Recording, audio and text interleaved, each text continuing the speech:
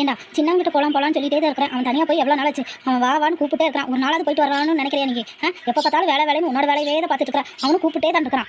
சரி கிளம்புங்க, போயிட்டு வரலாம். சரி மனஜா, தம்பி வீட்டுக்கு போயிட்டு வரலாம். அம்மா இப்பதான் சொன்னாங்க, நீயும் கிளம்பு, அம்மாவும் நீயும் கிளம்பி வாங்க போலாம்.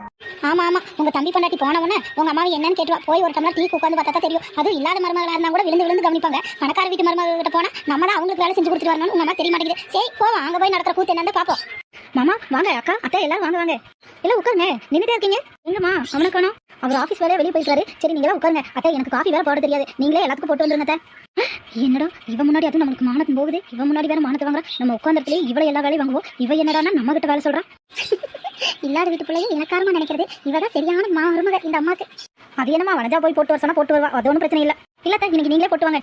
நானும் மாமால பேசிட்டு இருக்கோம். எரும மாடு நிக்கிற மாதிரி நிக்கிற பாரு. வேண்டாம் நானே போய் போட்டு வரேன்னு சொல்றாளா? ஒரு நிமிஷம் மாமா வந்தாரு. பணக்கார மருமக தான் இந்த மாமியார்களுக்கு சரி.